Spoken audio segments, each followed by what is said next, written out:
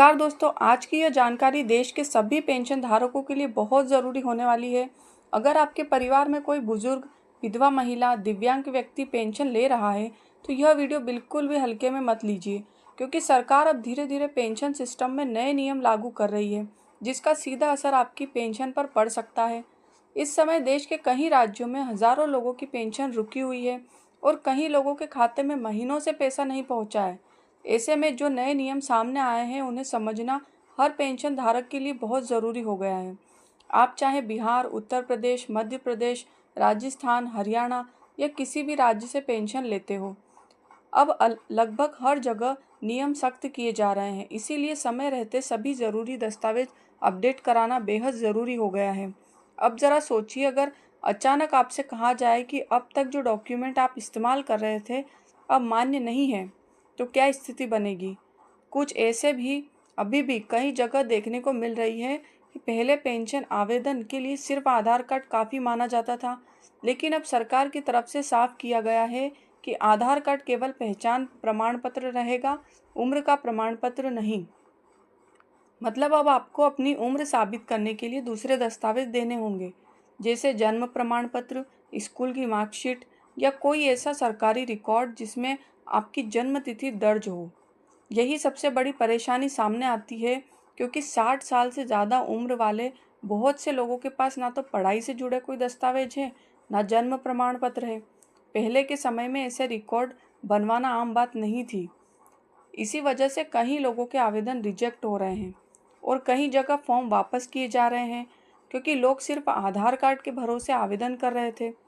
अगर आपके पास भी उम्र साबित करने वाला कोई भी दस्तावेज नहीं है, तो अभी उसे बनवाने या अपडेट करवाने की कोशिश शुरू कर दीजिए, क्योंकि आने वाले समय में जांच और ज़्यादा सख्त हो सकती है। अब बात करते हैं बिहार की। अगर आप बिहार में पेंशन लेते हैं तो आपके लिए जीवन प्रमाण पत्र बहुत ज़रूरी हो गया है। अगर आपने समय पर जीवन प्रमाण पत्र नहीं करवाया तो आपकी पेंशन रुक सकती है। पहले थोड़ी ढील मिल जाती है, लेकिन अब सिस्टम काफ़ी सख्त हो चुका है। इसीलिए समय रहते अपना जीवन प्रमाण पत्र ज़रूर अपडेट करवा लें। इसके साथ ही बैंक खाते की केवाईसी अपडेट करना भी ज़रूरी हो गया है। नया वित्तीय वर्ष शुरू होने के बाद कई लोगों की केवाईसी अपने आप इनएक्टिव हो गई है। अगर आपने केवाईसी अपडेट नहीं करवाई है तो आपके खाते में पेंशन आने में रुकावट आ सकती है। इसीलिए बैंक जाकर या ऑनलाइन माध्यम से इसे ज़रूर और जल्द पूरा करें। अगर आपके पास पैन कार्ड है और तो उसे आधार कार्ड से लिंक ज़रूर रखें। साथ ही बैंक खाते में मोबाइल नंबर अपडेट होना भी ज़रूरी है, क्योंकि अब लगभग हर प्रक्रिया ओटीपी और वेरिफिकेशन पर आधारित हो चुकी है। एक और ज़रूरी चीज़ डीबीटी यानी डायरेक्ट बेनिफिट ट्रांसफ़र। अगर आपके खाते में डीबीटी एक्टिव नहीं है तो सरकार का पैसा आपके खाते में आने में दिक्कत हो सकती है। खासकर कुछ ग्रामीण बैंकों और मर्ज्ड बैंक में कई लोगों का डीबीटी अपने आप बंद हो गया है। इसीलिए इसे तुरंत चेक करें और एक्टिव रखें। अब बात करते हैं दिव्यांग पेंशन की। यहाँ सरकार सबसे ज़्यादा सख्ती कर रही है। जिन लोगों के पास सही मेडिकल सर्टिफिकेट नहीं है, उनकी जांच शुरू हो चुकी है। अगर कहीं व्यक्ति गलत तरीके से दिव्यांग पेंशन लेते हुए पाया गया तो उसकी पेंशन तुरंत बंद की जा सकती है। इसीलिए सरकारी अस्पताल में नया मेडिकल सर्टिफिकेट बनवाकर अपडेट ज़रूर करवाएं। महिलाओं के लिए भी एक बड़ा अपडेट सामने आया है। जो महिलाएं विधवा पेंशन ले रही है और उन्हें अपने पति का मृत्यु प्रमाण पत्र सिस्टम में अपडेट करवाना ज़रूरी हो गया है। वहीं जिन महिलाओं का तलाक हो चुका है और अपने डिवोर्स से जुड़े दस्तावेज भी अपडेट करवाना होगा, क्योंकि अब हर रिकॉर्ड की बारीकी से जांच की जा रही है।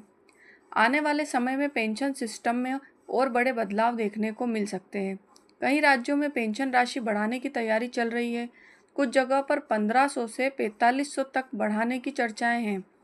वहीं वन नेशन वन पेंशन जैसे सिस्टम की चर्चा भी तेजी से हो रही है।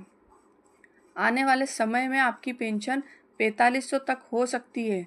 अगर ऐसा सिस्टम लागू होता है तो पूरे देश में लगभग एक जैसे नियम और समान पेंशन लाभ देखने को मिल सकते हैं। भविष्य में पेंशन राशि और बढ़ने की संभावना भी जताई जा रही है। लेकिन एक सच्चाई यह भी है कि अभी भी कई लोगों की पेंशन समय पर नहीं पहुंच रही।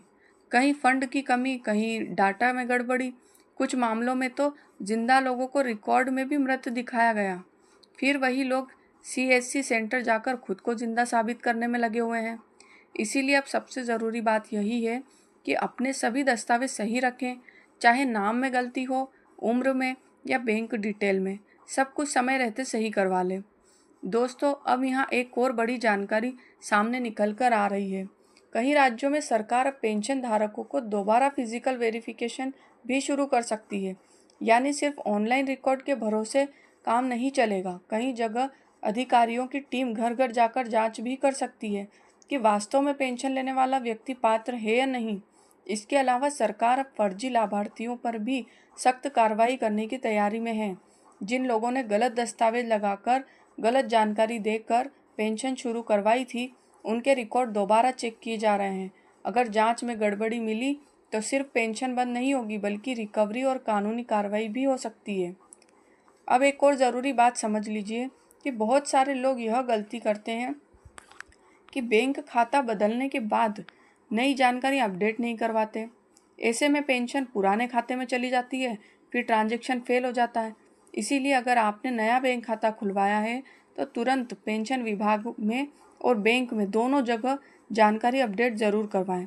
दोस्तों, कई जगह पर फेस ऑथेंटिकेशन या बायोमेट्रिक सिस्टम भी शुरू किया जा रहा है, यानी आगे चलकर सिर्फ कागज़ों से काम नहीं चलेगा, बल्कि अंगूठा और फेस स्कैन और लाइव वेरिफिकेशन भी ज़रूर हो सकता है। इसीलिए जिन बुजुर्गों का फिंगरप्रिंट में दिक्कत आती है, वो समय रहते अपने दस्तावेज पर मोबाइल नंबर अपडेट करके रखें। इसके अलावा सरकार डिजिटल रिकॉर्ड को मजबूत करने पर भी जोर दे रही है। इसीलिए अब हर छोटी जानकारी जैसे मोबाइल नंबर, आधार लिंकिंग, बैंक डिटेल और परिवार की स्थिति को समय समय पर अपडेट करना ज़रूरी हो सकता है।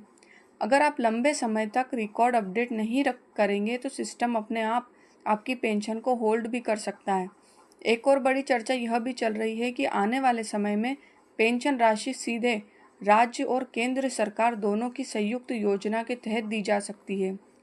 अगर ऐसा होता है तो पेंशन वितरण का पूरा सिस्टम बदल सकता है और लाभार्थियों को ज़्यादा पारदर्शी देखने को मिल सकती है। लेकिन दोस्तों, सबसे ज़रूरी बात यही है कि किसी भी अफवाह पर भरोसा ना करें। सोशल मीडिया पर पेंशन बंद होने और नई लिस्ट आने या अचानक पैसा मिलने जैसी कई गलत खबरें वायरल होती रहती है। हमेशा सरकारी वेबसाइट, बैंक या CSC सेंटर से ही सही जानकारी लें। अगर आपके परिवार में कोई बुजुर्ग, विधवा महिला, दिव्यांग व्यक्ति या है तो उसकी मदद ज़रूर करें, क्योंकि कई लोग ऑनलाइन प्रक्रिया, OTP, KYC, दस्तावेज अपडेट जैसी चीज़ें नहीं समझ पाते।